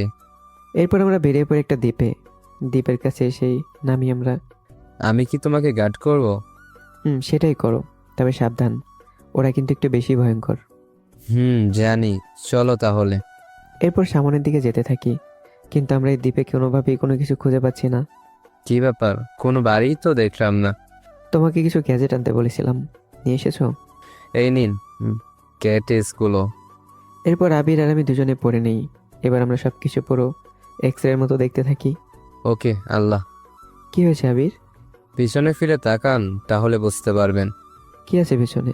তাকিয়ে দেখুন, তাহলে বুঝতে পারবেন। পিছনে তাকিয়ে মাটির নিচে একটা বাড়ি দেখতে পাই, সাথে কিছু লোকও ছিল, তার সাথে আরও কিছু একটা দেখতে পাই। এটাও কি সম্ভব? ওদের কাছে রকেট আসলো কোত্থেকে? আমি তো নিজেই জানি না। এখন আমাদের খুব সাবধানে করতে হবে সব কিছু। ওরা কিন্তু এমনভাবে আছে, কোনো কিছু হলেই ওরা মনে হয় রকেট ছেড়ে চলে যেতে পারে। কিন্তু আমাদের এখন কি করতে হবে? প্রথমত এখানে একটা এসি রুম আছে, ওখানে এই কেমিক্যালটা শুধু ঢেলে দিলেই হবে। এখানে কিসের কেমিক্যাল আছে? তোমাকে যা বলছি তাই করো। কিন্তু ওখানে যাবে কি করে? ওই যে জব দেখতে পাচ্ছ, জবের ভেতর এসি ঢাকনা আছে, ওখানে এই কেমিক্যাল পাইপ দিয়ে ঢেলে দাও। ঠিক আছে, দিচ্ছি। আমার কথা মতো আবির তাই করতে থাকে। এরপর আমরা অপেক্ষা করতে থাকি, সাথে করে কিছু খাবারও নিয়ে এসেছি, সেটাও খেয়ে নেই। এমন সময় খেয়াল করলাম ওখানে আরও কিছু মানুষ এসেছে, কিন্তু ওরা কোন রাস্তা দিয়ে এলো আবিরটা বুঝতে পারছে না। এখন কি হবে? ভেতরে থাকে ওরা এখনো অজ্ঞান হয়নি, এতে ভালোই হয়েছে, বাকিরা সন্দেহ করবে না। এবার ওরা অজ্ঞান হতে হতে নতুন এরাও ওদের মতো বেহুশ হয়ে যাবে। তাহলে অপেক্ষা করতে থাকি। তাই করো। 10 মিনিটের ভেতরে ওখানকার সবাই বেহুশ হয়ে যায়। তখন আবির কাউকে কল দিয়ে একটা হেলিকপ্টার নিয়ে আসতে বলে। ততক্ষণে আমি আর আবির বোমা ব্লাস্ট করে ভেতরে ঢুকে পড়ি মুখে মাস্ক দিয়ে। একটু পর, ওরা তো বেহুশ আছে। এখন যত তাড়াতাড়ি করে পারো এদের উপরে তোলো, আর আমি এই রকেটটাকে এখান থেকে সরিয়ে দিচ্ছি। এরা তো এখানে থাকবে না, তাহলে আর নতুন করে রকেট সরানোর কি দরকার? দরকার আছে, এটা যদি অন্য কোথাও অ্যাক্টিভ করা থাকে তাহলে ওখান থেকে এটা মিসাইল লঞ্চ করে ফেলতে পারবে। কি বলেন, এটাও সম্ভব? সেজন্য তোমাকে যে কাজটা দিয়েছি সেই কাজটা করো। আচ্ছা, করতেছি। কিছুক্ষণের মধ্যে হেলিকপ্টার আসে, ওখানে সবগুলো লোককে উঠিয়ে দেওয়া হয়। কারো কোনো হুঁশ ফিরেনি, কিন্তু ওদের হুঁশ ফিরতে ফিরতে ওরা যে কোন জায়গায় এসে পৌঁছাবে তা ওরা কেউই বলতে পারবে না। এদিকে সাথে করে মিসাইলও পাঠিয়ে দেই। এই মিশনটা এত সহজ হবে ভাবতেও পারিনি। এসি ছিল বলে সহজ হয়েছে। তার মানে যদি এসি না থাকতো তাহলে কঠিন হতো। অনেক কঠিন হতো। এই যে বোমা ব্লাস্ট করে ভিতরে ঢুকতে হলো, এতে ওরা গুলি করতো, আমাদেরও ওদের মারতে হতো। এই কত কি ঝামেলা হতো, বুঝতে পেরেছো? বুঝতে পারলাম। এবার চলো, আমরা যে পথে এসেছি সে পথে চলে যাই, তুমি দেশে ফিরে যেতে পারো। তুমি কখন ফিরবে? হয়তো লেট হবে। আচ্ছা, চলি তাহলে। এদিকে আবির চলে আসে। আপনাদের তো বলতেই ভুলে গেছি, আমার বন্ধু আবিরই কিন্তু এই ব্যক্তি যাকে নিয়ে এতক্ষণ মিশনটা করলাম। রাতে আবির হোটেলে ফেরে, কিন্তু কখন ফিরে তা কেউ জানে না। সকালবেলায় সবাই রেডি হয়ে নেই, একসাথে করে বের হই। ওই মেয়েটি আর ছেলেটিকে আমি তো ওনাদের আগে দেখিনি। আপনাদের পরিচয় কি একটু বলবেন? আমি আকাশের বন্ধু, আর ও নীলিমা, আমার হবু বউ। নাম তো সুন্দর, কিন্তু হবু বউকে নিয়ে কেউ হানিমুনে আসে? তাই প্রথম নিজের চোখে দেখছি। নীলিমা ভালো করেই জানে ওরা এরকম হাসি ঠাট্টা করবে, তবুও চুপ করেছিল। এদিকে আমি ওদের ইশারা করে ব্যাপারটা ইঙ্গিত করে বোঝাই। আচ্ছা, বাকি আলাপ পরেও করা যাবে, এখন তাহলে যাওয়া যাক। সেটাই ভালো হবে। এরপর আমরা আলাদা গাড়ি নিয়ে চলে আসি এয়ারপোর্টে। এয়ারপোর্টে প্লেনে এসে বসি। এখানে বাকি গল্পগুলো করতে থাকি। গল্প করার সময় নানাভাবে আমি আবির আর নীলিমাকে অনেক কথাই শোনাচ্ছি, কিন্তু আমি আবিরকে চুপ থাকতে বলি, কেননা নীলিমা তো জানে যে আমরা কেমন, সেজন্য কিছু বলছে না। গল্প করতে করতে আমরা নিজের দেশে এসে পৌঁছাই। এয়ারপোর্ট থেকে বের হয়েই, এরা তুমি তোমার বান্ধবীদের সাথে যাও, আমি আবিরের সাথে ওদের বাসায় যাব নীলিমাকে নিয়ে। বাবা মাকে আমি বলে দেবো, ওনারা আর কিছু জিজ্ঞাসা করবে না এতে। আমি ওদের সাথেই যাব, কিন্তু বাবা মা জিজ্ঞেস করলে আমি কোনো উত্তর দিতে পারবো না। ওই চল তোরা। এরপর ওরা তিনজন চলে যায়। এদিকে আবিরের বাবা আমাদের জন্য গাড়ি পাঠায়। তা দেখে, এটার ভাড়া কত হবে? কিসের ভাড়া? এই যে এত দামি গাড়িতে করে এলে ভাড়া তো বেশি লাগবেই, তার চেয়ে একটা ট্যাক্সি করে গেলেই তো হতো। আরে এই গাড়িটা ওদেরই। কি বলেন ভাইয়া? বাকি কথা পরে বলবো, এখন চলো তো, বাসায় এসে বাবা মার সাথে বাকি কথাগুলো বলে ফেলতে হবে। তাহলে যাওয়া যাক। ঠিক আছে চলেন। এরপর আমরা চলে যাই আবিরদের বাড়িতে। নীলিমা তো বাড়ি দেখে অবাক হয়, কেননা বাড়িটা অনেক সুন্দর আর কিছুটা বড়। এরপর সবাই ভেতরে যাই। ভেতরে আবিরের বাবা মা দুজনে দাঁড়িয়ে আছে নীলিমাকে বরণ করে নেওয়ার জন্য। বাহ, দেখি তো আমার বৌমা কেমন। শুধু কি তুমি একাই দেখবে, আমাকেও দেখার সুযোগ দেবে? কথাটা শুনে নীলিমা একটু বেশি লজ্জা পায়। বউ পেয়ে আমাকে তো ভুলে গেলে। তোর সাথে আকাশ কি আসেনি? এই তো আঙ্কেল, আমি এখানে ওদের ব্যাগগুলো আনছিলাম। তুমি কেন কষ্ট করে আনতে গেলে? বাসায় লোক আছে, ওরা আনতে পারতো। না আঙ্কেল থাক, আর আপনাদের দুজনের সাথে আমার কিছু কথা আছে। কথা পরেও শোনা যাবে, আগে ওরা ফ্রেশ হয়ে নিক।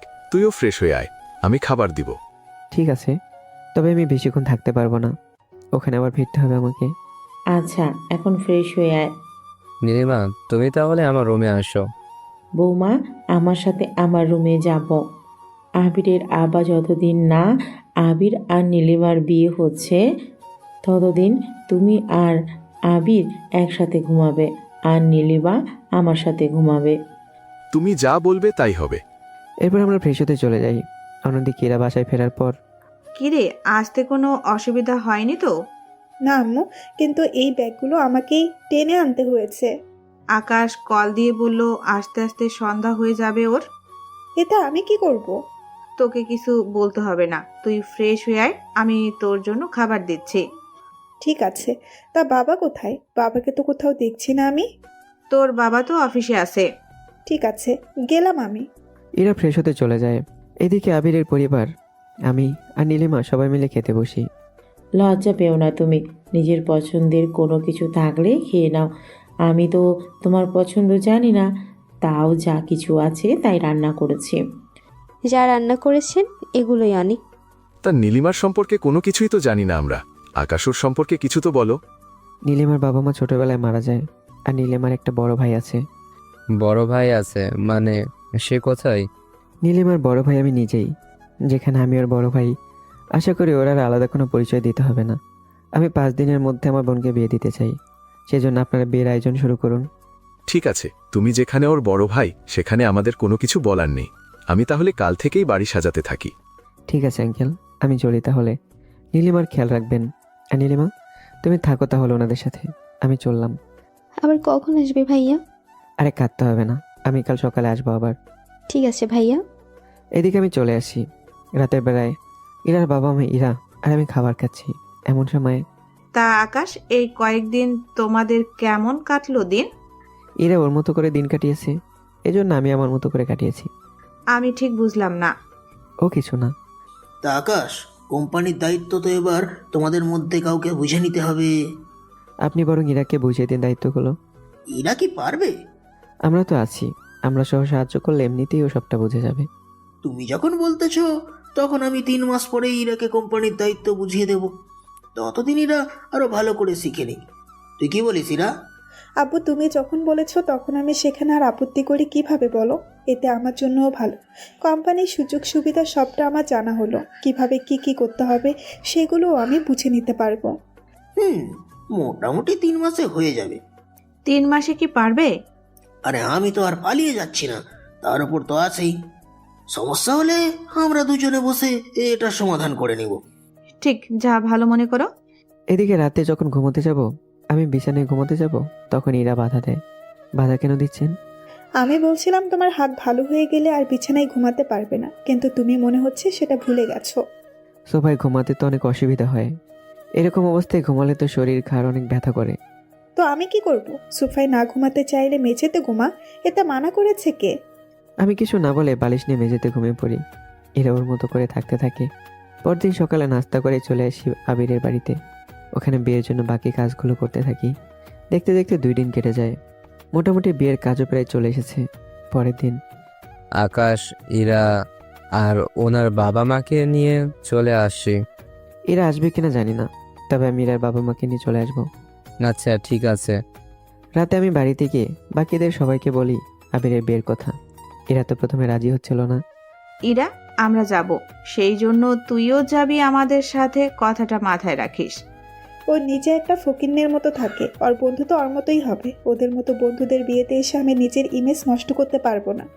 ওইসব কি ধরনের কথাবার্তা ইরা? এছাড়া আর কি করব বলো তো? নিজের তো 1 পয়সারও ক্ষমতা নাই কোনো কিছু করে খাওয়ার। ইরা, তুই কিন্তু অনেক বেশি বেশি করছিস। তাছাড়া তুই না যেতে চাইলে তোর ইচ্ছে। সেটাই। পরদিন আমি ইরার বাবা মাকে সাথে করে নিয়ে বেরিয়ে পড়ি। সকালেই আমরা আবিরদের বাসায় চলে যাই।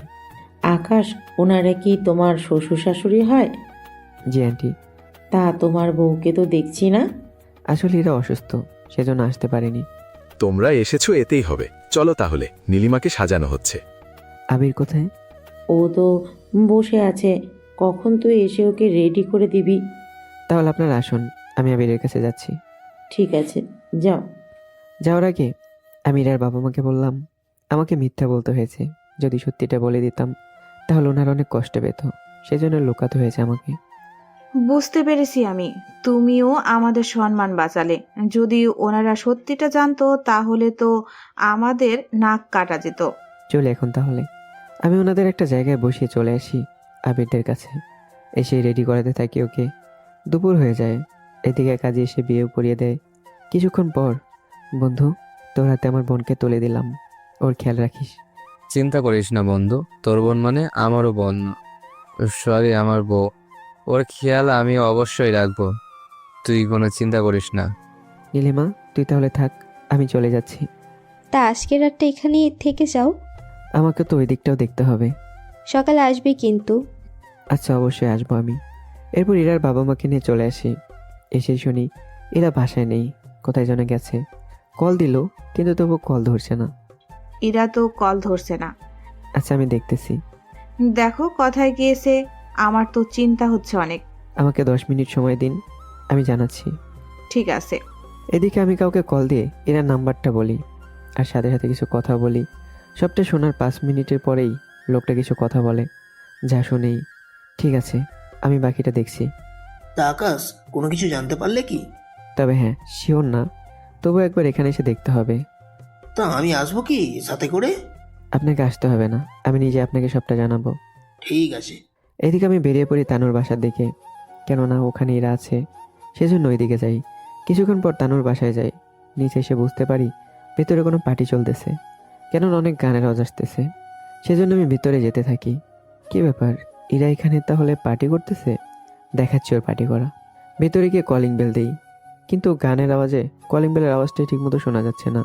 সেজন্য আরেকবার কলিং বেল চাপ দেই। তানু, কে এলো রে? তা আমি জানি কি? আঙ্কেল আর আন্টি আসেনি তো? বাবা মা তো আজকে আসবে না বলেছিল। তাহলে খুলে দেখ কে এসেছে। আবার গুন্ডা বা ভূত আসেনি তো? তোর এই অদ্ভুত কথা বলা বন্ধ করবি কি? ঠিক আছে, দরজা খুলে দিচ্ছি। তানু দরজা খুলে দেয়, আমাকে বাইরে দাঁড়িয়ে থাকতে দেখে। সেজন্য ভেতরে ঢুকে ইরাকে খুঁজতে থাকে। কিছুক্ষণ পর একটা রুম থেকে শব্দ আসতেছে, সেজন্য ওই রুমে এসে দেখে ওই রুমে ইরা নেই। মোটামুটি 3-4টা রুম দেখা শেষ। ইরাকে না পেয়ে আমার তো রাগ উঠে যায়। ইরা কোথায়? ও ও তো গোসল করতেছে। এখন কিসের গোসল? আসলে এরা শরীরে আমরা দুজনে কেক লাগিয়ে দিই, সেজন্য গোসল করতে ওয়াশরুমে গেছে। কই আমি দেখলাম না। দরজা বন্ধ, দেখবেন কি করে? চলো দেখে দেবে কোন ওয়াশরুমে গেছে। মানে আপনি কি ওকে এখন এইরকম অবস্থায় ওয়াশরুমের ভিতরে দেখবেন? যদি রুমের ভেতরে এই অবস্থায় দেখতে পারি তাহলে ওয়াশরুমে আর নতুন কি? এবার কিন্তু বেশি বেশি হয়ে যাচ্ছে। কথাটা তো আপনি আগে তুলেছেন, এখন কথা না বাড়িয়ে চলুন। আমি বাইরে থেকে ইরার নাম ধরে কথা বলবো, আর আপনি বাইরে দাঁড়িয়ে শুনে নেবেন। ঠিক আছে, সমস্যা নেই। তারপর আমরা দুজনে চলে যাই ওয়াশরুমের বাইরে, সেখানে দাঁড়িয়ে থাকি। ইরা, এই ইরা, কি হয়েছে? এভাবে চেঁচাচ্ছিস কেন? কতক্ষণ লাগবে তোর? আর 10 মিনিট লাগবে। ঠিক আছে, তা এখন আবার বিশ্বাস হলো তো? কিন্তু আপনি কি করে জানেন ইরা এখানে আছে? তাছাড়া এত রাতে এখানে আসার কারণটা কি শুনি? আমি এসেছি ইরাকে নিয়ে যাওয়ার জন্য। কিন্তু ইরা তো আজকে আমাদের সাথে থাকার কথা। থাকার কথা মানে? আসলে আপনারা তো বিয়েতে গেছেন, আজকে তো আসবে না। সেজন্য আমি ইরাকে বলেছি আমার বাসায় আসার জন্য, সেজন্য ও চলে এসেছে। তাছাড়া আজকে রাতে আমাদের থাকার কথা একসাথে। কোনো থাকা চলবে না, আমি ওকে নিয়ে যেতে এসেছি। আপনি বললে কি ইরা চলে আসবে আপনার সাথে? ও না আসলে ওর বাবা এখানে চলে আসবে। আঙ্কেল কি নিচে আছে? আমাদের কথার ভেতর এরা বের হয়। আমি ইরাকে দেখে তাকিয়ে আছি। এরা তো আমাকে দেখে অবাক। তুই এখানে কেন এসেছিস? তোমাকে নিয়ে যাওয়ার জন্য। আমাকে আবার কোথায় নিয়ে যাওয়ার জন্য এসেছিস? বাবা মা অপেক্ষা করছে, তাড়াতাড়ি তৈরি হয়ে নাও। আমি ওদের সাথেই থাকবো। বাধ্য করো না আমাকে। কি করবে শুনি? বলে কাজ হবে না, করেই দেখাতে হবে। এই বলে ইরাকে ওদের সবার সামন থেকে কোলে নিয়ে বেরিয়ে পড়ি। এরা তো অনেক লাফালাফি করতে থাকে, কিন্তু কোনোভাবেই ছুটতে পারছে না। কোলে করে এনে গাড়িতে বসিয়ে দরজা লক করে দেই। ভালো হবে না বলছি, আমাকে এখান থেকে বের করো। যতই লাফালাফি করো কোনো কাজ হবে না। আমি তোমার পোশাক নিয়ে আসতেছি। এইভাবে তোর মা বাবার সামনে নিয়ে যেতে পারবো না। ওপরে এসেই ইরার ব্যাগ নিয়ে নেই, ওইগুলো নিয়ে নিচে নামি আর ইরাকে গাড়ির ভেতরে পড়তে বলি। এরা কোনো উপায় না পেয়ে পড়ে নেয়। 30 মিনিট পর এরাকে বাড়িতে নিয়ে চলে যাই। বাড়িতে যাওয়ার পর এরার বাবা মাকে ইচ্ছে মতো বকা দিতে থাকে। সবটা বকা এরা একাই সহ্য করে যাচ্ছে। কিছুক্ষণ পর আমরা রুমে চলে আসি, কিন্তু আমাকে আজকেও সোফাতে ঘুমাতে হবে। সেজন্য আমি কিছু বুদ্ধি কাটাতে থাকি। কি সেটা আপনারা সকালবেলায় বুঝতে পারবেন। এদিকে এরা তো রেগে একাকার। সকালবেলা বের হয়ে চলে যায় একটা দোকানে। ওখানে একটা দোলনা কিনি আমার সাইজের, যেন আরাম করে দোলনায় ঘুমাতে পারি। সেজন্য ওটা নিয়ে চলে আসি রুমে। তারপর বারান্দায় এক এক করে বাকি পার্টসগুলো লাগিয়ে নেই। এদিকে এরা তো বুঝতে পারছে না কি হচ্ছে এখানে, তবুও জিজ্ঞাসা করে বসে। এই দোলনা এখানে কেন? ঘুমানোর জন্য। দোলনার মধ্যে কে ঘুমায়? সোফায় ঘুমানোর চেয়ে এই দোলনায় ঘুমানো অনেক ভালো। পারলে জাহান্নামে গিয়ে ঘুমাও। তোমার মতো মেয়েরা তো জাহান্নামটাই আগে দখল করে ফেলেছো। সেখানে আমাদের মতো ভালো মানুষের কি জায়গা হবে? আসছে আমার ভালো মানুষ থাকে শ্বশুর বাড়িতে, খায়ও সেখানে, আবার বড় বড় কথা বলতে লজ্জা কি করে না? আমি এখানে থাকি আমার বেতনে, খাইও আমার বেতনের টাকা থেকে। বুঝলে কথাটা? বুঝেছি, তবে একটা কথা শুনে রাখ, আমি যেদিন কোম্পানির মালিক হব ওই দিন থেকে আমি তোর জন্য কাল হয়ে দাঁড়াবো। দেখা যাক কে কার জীবনে কাল হয়ে দাঁড়ায়। তখন তো হাড়ে হাড়ে টের পাবি, কথাটা মনে রাখিস। রাখলাম। এমন সময় হঠাৎই আবির আমাকে কল দেয়। এজন্য কথা বলতে থাকি। রাতে নীলিমাও কথা বলে। ওদের সাথে কথা বলতে বলতে রাতে 11টা বেজে যায়। এবার আমি নিচে নেমে খাবার খেয়ে নেই। আচ্ছা আপু, তুমি আমাকে কবে অফিসে বসাবে?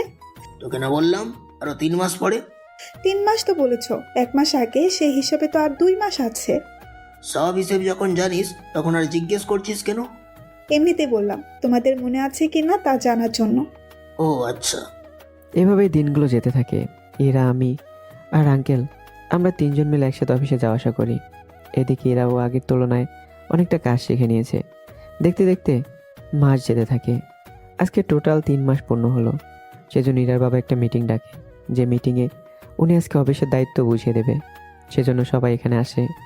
আজকের এই মিটিংয়ে আমি এই জন্য ডেকেছি, আপনারা জানেন আমার বয়স হয়েছে, সেই জন্য আমি ব্যবসার দায়িত্ব এবার কারো হাতে তুলে দিতে হবে আমাকে।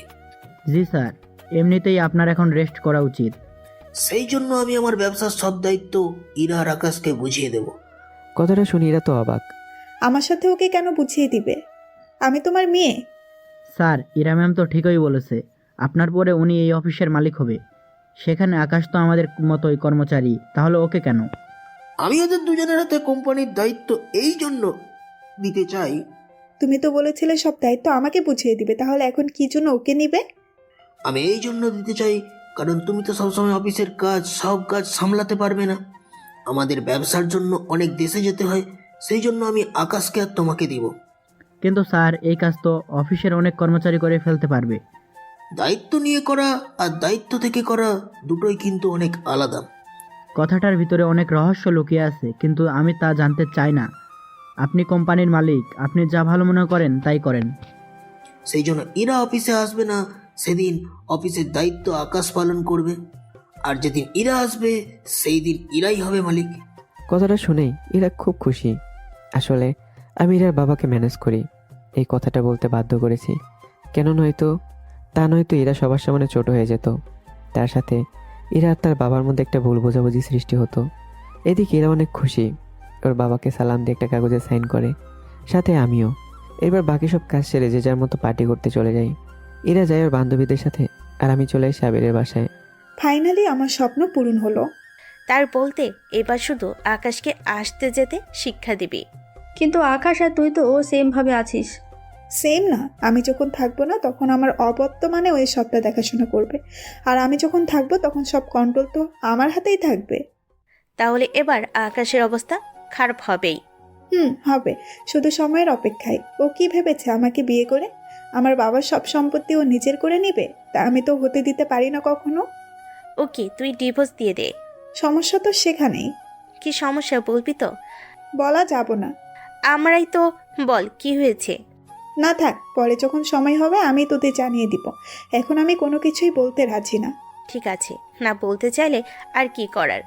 এরপর আমরা সবাই পার্টি করতে থাকি, কিন্তু এখানে এরা কোনোভাবেই ওদের কোনো কিছু জানাতে যাচ্ছে না।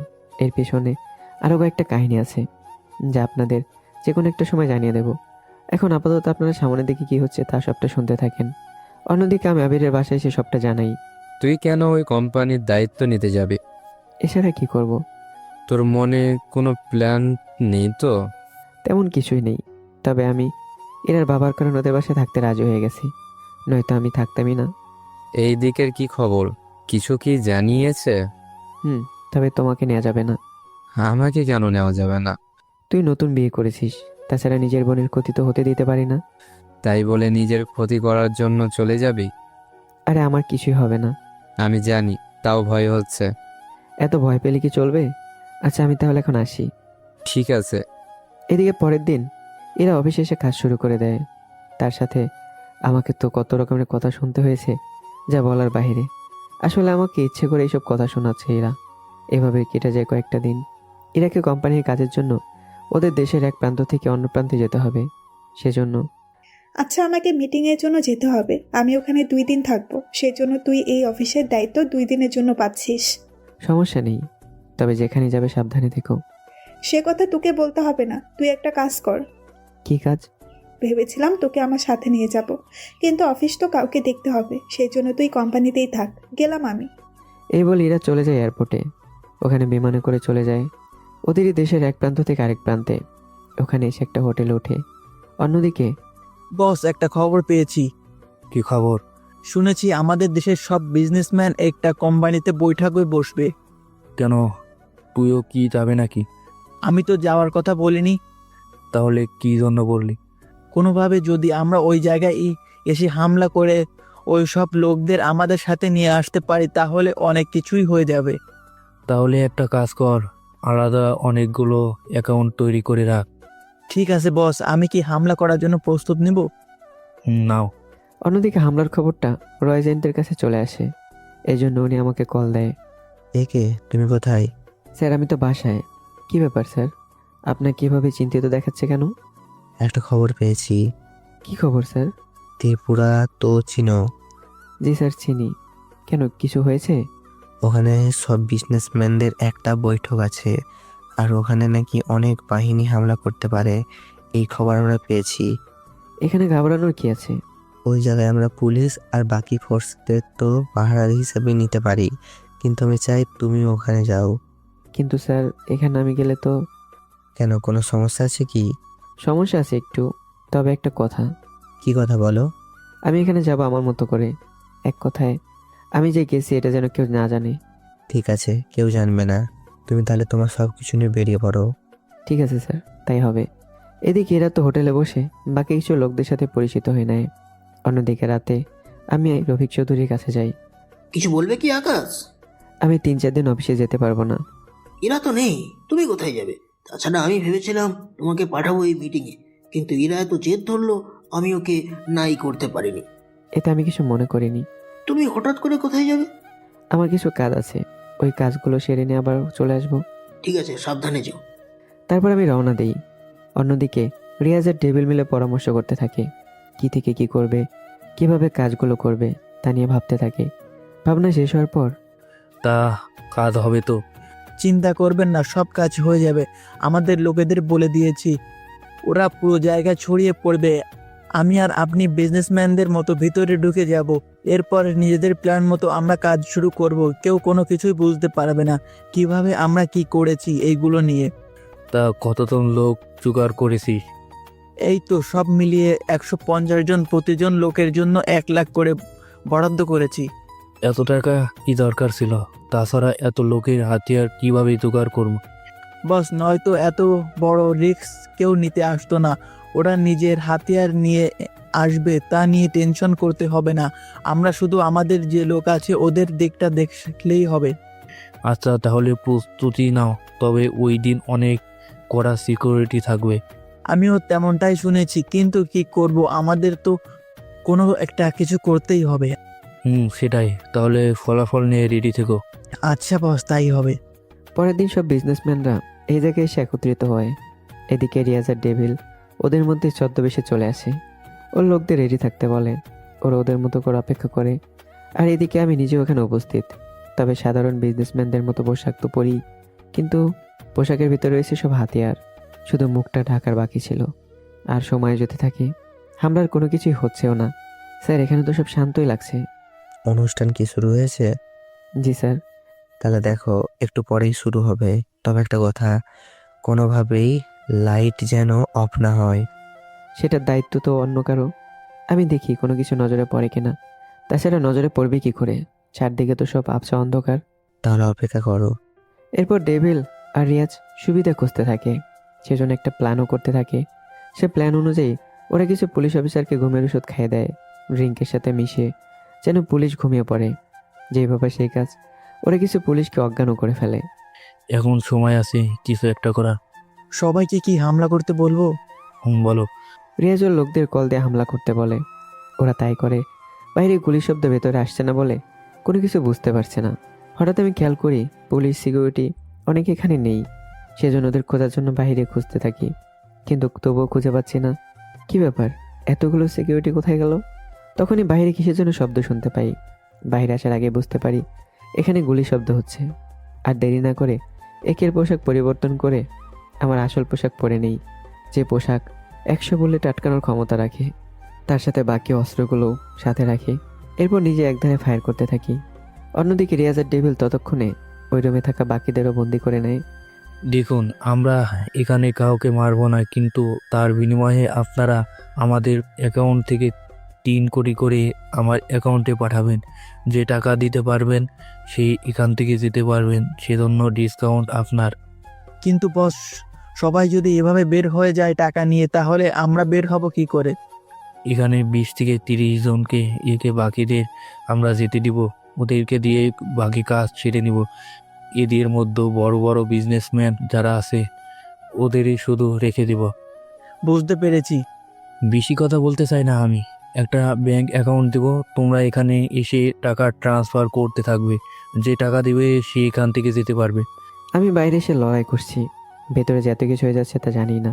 কিছুক্ষণের মধ্যেই ওখানে আরও কিছু কমান্ডো চলে আসে। ওরা বাইরের পরিস্থিতি দেখতে থাকে। সেজন্য আমি ভিতরে এসে দেখি এখানে পুরোই খারাপ অবস্থা। তারপরে ভিড়ের মধ্যে ঢুকে পড়ি। সবার উদ্দেশ্যে একটা কথাই তো বলতে ভুলে গেছি আমি। কি কথা? এই হলের ভিতরে 5টা বোমা আছে। যদি কেউ বেশি চালাকি করার চেষ্টা করো তাহলে কিন্তু এই বোমা আমি ব্লাস্ট করে দেব। কথাটা শুনেই সবাই অনেক ভয় পেলেও আমি মোটেও ভয় পাইনি। কেন ভয় না পাওয়ারই কথা, কেননা ডেভিল কখনোই বোমা ব্লাস্ট করবে না। কেননা যদি এরকমটা করে তাহলে ও নিজেও মারা যেতে পারে, সেজন্য এরকমটাও করবে না। এইদিকে 20 জনের অ্যাকাউন্ট থেকে প্রায় 40 কোটি টাকাও নিয়েছে। তারপর ইরাকে নিয়ে আসে। তাড়াতাড়ি করে টাকা আমার অ্যাকাউন্টে পাঠা। কিন্তু আমার অ্যাকাউন্টে তো টাকা নেই। বড়জোর 10 লক্ষর মতো হবে। এত কম কেন? আমার 7 দিন হয়েছে কোম্পানিতে জয়েন করেছি, এত তাড়াতাড়ি তো টাকা হবে কি করে? তাহলে তো তুই আমাদের কোনো কাজের না। তাহলে তোকে কেন বাঁচিয়ে রাখবো? সেটাই তো বস, তাহলে ওকে মেরে ফেলেন। ঠিক আছে, মেরে ফেলো। যখন ইরাকে মারতে যাবে তখন আমি বাধা দিই। ডেভিল আর রিয়াজ সামনে তাকে অবাক হয়ে, এই কি তুই এখানে? এত তাড়াতাড়ি আমাকে চিনে ফেলেছিস? ভুলে যাই কি করে বল? তা একা এসেছিস নাকি পুরো খোঁজ নিয়ে এসেছিস? একা এসেছি, কিন্তু তোরা এখান থেকে বেঁচে ফিরতে পারবি না, কথাটা মনে রাখিস। ও তাই নাকি? এখানে কয়েকটা বোমা আছে, তা কি জানিস? ওইগুলো যদি ব্লাস্ট করি কি হতে পারে? কি বুঝতে পারছিস? তোরা কি বারবার আমার পরিচয় বলে যাস? তোকে ভোলা কি সম্ভব হবে? কিন্তু আজকে তোকে মেরে সব বদলা নেব। যখন আমি কিছু করতে যাব তখনই রিয়াজ ইরার মাথায় বন্দুক ধরে। যদি আর সামনে আসিস তো এই মেয়েকে মেরে ফেলবো। ইরাকে ধরতে আমি চুপ হয়ে যাই। তারপর ওরা ইরাকে নিয়ে ছাদে যায়। ওদের সাথে আরও কিছু বিজনেসম্যান সাথে করে নিয়ে যায়, যেন কোনো ঝামেলা না হয়। তারপর ওরা হেলিকপ্টারে উঠে পড়ে। সাথে ইরাকে ওঠাতে যাবে তখন আমি গুলি করে দেই। গুলি গিয়ে রিয়াজের হাতে লাগে, আর ডেভিল গুলি করে ইরাকে। ইরাকে বাঁচাতে গুলিটা আমার বুকে নেই। আসলে আমি তো বুলেট প্রুফ জ্যাকেট পরেছি, সেজন্য একটু রিস্ক নেই। এদিকে ওরা হেলিকপ্টার নিয়ে পালিয়েও যায়। এরা আবারও আমার দিকে তাকিয়ে আছে। এরা আবারও আমার চোখের দিকে তাকিয়ে আছে। আমার কেন জানি মনে হচ্ছে এই চোখগুলো আমি এর আগেও কোথাও যেন দেখেছি। কোথাও দেখেছেন মানে? আপনি বেঁচে আছেন? তো একটা গুলি খেয়ে কেউ মরে নাকি? আপনি ওই লোকটা না? কোন লোক? কাশ্মীরে যে লোকটা আমাকে বাঁচিয়েছিলেন, আর আজকেও সেম, আপনি তো সেই লোকটা। বাহ, চোখ দেখে চিনে ফেলেছেন। কি করব আমি যে ওই চোখের মায়ায় পড়ে গেলাম। মানে ঠিক বুঝলাম না। আমি আপনার চোখের মায়ায় পড়ে যাই। আপনার পরিচয় জানি না বলে আপনাকে খুঁজে বের করতে পারিনি, নয়তো আমি আপনাকেই বিয়ে করতাম। আপনার মাথা কি গেছে? বিশ্বাস করো, তোমার ওই চোখের মায়ায় আমি এতটাই হারিয়ে গেছি যে চাইলেও আমি সেখান থেকে বের হতে পারছি না। সেই জন্য প্লিজ আমাকে তোমার করে নাও। দেখুন, আমি বিবাহিত। বিবাহিত মানে? কবে বিয়ে করলে? হয়েছে 2 মাসের মতো। দেখুন, আমি যে কাজে এসেছি সে কাজটা শেষ, এখন আমাকে যেতে হবে। আপনার নাম বা মোবাইল নাম্বার কি দেওয়া যাবে? সরি, আমি দিতে পারবো না। দিলে সমস্যা কি? আমি কিন্তু সবসময় আপনার আশেপাশে থাকি, কিন্তু আপনি চিনতে পারছেন না, আমাকে খুঁজেও পাচ্ছেন না। আমার আশেপাশে মানে? তেমন কিছুই না, সে যাক গিয়ে। আপনি শুধু আমার চোখ দেখে চিনতে পারছেন না আমাকে। আমি তো এখন আপনার চোখ দেখেই চিনতে পেরেছি। শুধু চোখ দেখে চেনার মতো অভিজ্ঞতা এখনো আপনার হয়নি। আপনি শুধু আমার মুখ ঢাকা আর পোশাক দেখে আন্দাজ করতে পেরেছেন। তবে যেদিন সত্যি আমার চোখ দেখে বুঝতে পারবেন, সেদিন আমি আপনাকে আমার মুখটা দেখাবো, সাথে পরিচয়টাও জানাবো। তুমি কি আমার আশেপাশেই থাকো? থাকি। আমার হেলিকপ্টার চলে এসেছে, এখন যেতে হবে আমাকে। ভালো থাকবেন, আর আপনার স্বামীর খেয়াল রাখবেন।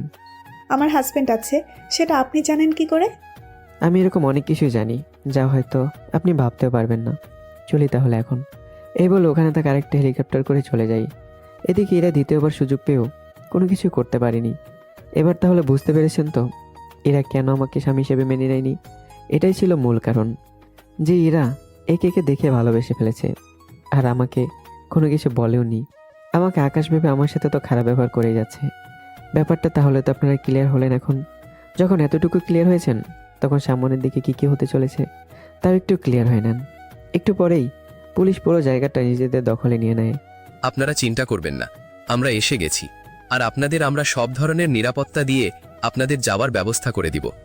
সব জায়গায় আপনারা এত লেট করেন কেন বলুন তো? সিনেমাতে যেমন সব ঝামেলা শেষ হওয়ার পরে পুলিশ আসে, আপনারাও দেখি তেমনই। আপনি কিন্তু অপমান করছেন আমাদের। এতক্ষণ যা কিছু হয়ে গেল, আপনার তো কোনো কিছুই জানা নেই। সে থাক গিয়ে, যাওয়ার ব্যবস্থা করেন আমাদের। পরিস্থিতি এখন স্বাভাবিক আছে, সেজন্য আপনারা নিজেরাই এখন যেতে পারবেন। অন্যদিকে আমি চলে এসে একটা জায়গায়, এখানে আমার যা কিছু আছে সব কিছু রেখে দিয়ে কল দিই স্যারকে। আচ্ছা, টাকা গেছে তাতে সমস্যা নেই, কিন্তু বিজনেসম্যান ওদের কোনো ক্ষতি হয়নি তো? না স্যার, ওদের কোনো ক্ষতি হয়নি। যাক, পরিস্থিতি তুমি সামাল দিতে পেরেছো, এটাই অনেক বেশি। তা কবে ফিরবে তুমি? একদিন পরেই ফিরে আসি আমি। কেন, কি হয়েছে? আছে কিছু কাজ। আচ্ছা ঠিক আছে, সাবধানে থেকো। এদিকে এরা হোটেলে চলে আসে। রাতে আমি চুপি চুপি এরা রুমে যাই। গিয়ে দেখি, রুমে যেতেই হঠাৎ করে এরা জেগে যায়, আর লাইট অন করে তাকে দেখে আমি দাঁড়িয়ে আছি। কে আপনি? আমাকে চিনতে পারোনি? না তো, কে আপনি? এত রাতে আমার রুমে কেন? এরার কথাই বুঝতে পারি এরা যে আমাকে চিনতে পারেনি, সেজন্য আমাকে যে অবস্থা দেখে চিনতে পারবে সে অবস্থায় নিজেকে সাজিয়ে নেই। তখন এরা চিনতে পারে। এ কি, তুমি এখানে? আমি যে এখানে আছি তুমি জানলে কি করে? আমি এমন অনেক কিছুই জানি যা তুমি জানো না। আচ্ছা, একটা কথা বলো তো। কি কথা? তুমি কি আমাকে ভালোবাসো? সত্যি বলতে তুমি কাশ্মীরে যখন আমাকে বাঁচিয়েছো তখনই আমি তোমার চোখের মায়ায় পড়ে যাই, কিন্তু তখন তো প্রথম দেখা, সেজন্য কিছুই করতে পারিনি বলতে, কিন্তু পরবর্তীতে তোমাকে অনেক খুঁজেও পাইনি। আচ্ছা, আমি যতদূর জানি তুমি বিবাহিত। এই কথা তুমি জানলে কি করে? আমার কাছে এমন অনেক কথাই আছে যা তুমি নিজেও জানো না। তাছাড়া তোমার স্বামীর সাথে তোমার যে সম্পর্ক ভালো নেই সেটাও আমি জানি, কিন্তু তুমি যে আমার কারণে তোমার স্বামীর সাথে এরকম আচরণ করতেছো সেটা তো ঠিক হচ্ছে না। কি করব, আমি যে তোমাকে ভালোবেসে ফেলেছি। দেখো, আমি নিজেও বিবাহিত, আর আমি নিজেও স্ত্রীকে অনেক ভালোবাসি। কিন্তু আমার কি হবে? সবচেয়ে ভালো হবে তুমি তোমার স্বামীকে আপন করে নাও, আমার আশা ছেড়ে দাও। তাছাড়া আমার কাজ কি, এগুলো তোমার জেনেও কিছু হবে না, কেননা এগুলো তোমার কোনো কাজে আসবে না। কিন্তু তাই বলে এভাবে প্রথম ভালোবাসা আমি ভুলে যাব? এমনও তো হতে পারে তুমি যাকে বিয়ে করেছো সেই তোমার প্রথম ভালোবাসার মানুষ। মানে ঠিক বুঝলাম না। সব মানের উত্তর হয় না। আচ্ছা, তোমার মুখটা কি দেখতে পারি আমি? আমার মুখ তখনই দেখতে পারবে, তবে সেই দিনটার জন্য অপেক্ষা করতে হবে তোমাকে। সেদিন আমি নিজেই তোমার সামনে এভাবে আসবো, আর ওই দিন তুমি নিজে আমার মুখ থেকে পর্দা সরিয়ে চেহারা না হয় দেখে নিও। সেদিন তোমার মুখের কথা শুনে নেব। আমার মুখের কোন কথাটা? যে কথাটা তুমি আমার মুখ দেখার পর বলবে, সেই কথাটা। ঠিক আছে, কিন্তু তোমার দেখা পাবো কোথায়? তোমাকে আমার জন্য অপেক্ষা করতে হবে না, সময় হলে আমি নিজেই তোমার সামনে চলে আসব। তা আমার ঠিকানা জানো নাকি? তোমার ঠিকানা থেকে শুরু করে সব জানি আমি। এখন তাহলে আমি আসি, এরপরে এই সবগুলো পর্ব একসাথে করে দেওয়া হবে। কেমন হয়েছে গল্পটা কমেন্ট করতে জানাবে না? দেখা হচ্ছে আবারও। ভালো থাকবে, সুস্থ থাকবে। আল্লাহ হাফিজ।